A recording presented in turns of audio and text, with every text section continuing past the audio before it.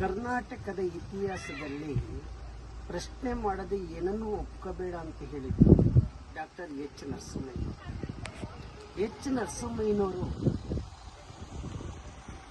ಜನರಲ್ಲಿ ವೈಚಾರಿಕತೆ ವೈಜ್ಞಾನಿಕತೆಯನ್ನು ಬಿತ್ತುವುದರಲ್ಲಿ ಪ್ರಥಮ ಸ್ಥಾನಕ್ಕೆ ಬರ್ತಾರೆ. ಕರ್ನಾಟಕದ ವೈಚಾರಿಕತೆಯ ಪಿತಾಮಹ ಅಂತ ಹೇಳಿ ಅವ್ರನ್ನ ಕರೀತಾರೆ.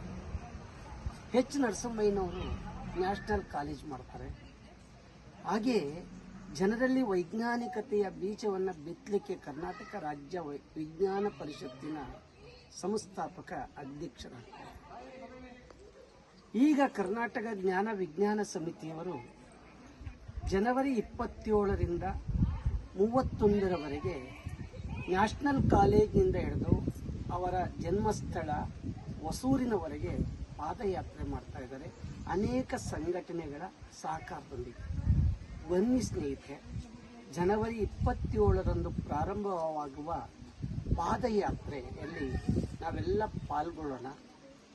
ಎಚ್ ನರಸಿಂಹಯ್ಯನವರ ವೈಚಾರಿಕತೆ ಮತ್ತು ವೈಜ್ಞಾನಿಕತೆಯ ಕಲ್ಪನೆಗಳೇನಿತ್ತು ಅವುಗಳನ್ನ ಮೈಗೂಡಿಸ್ಕೊಳ್ಳೋಣ.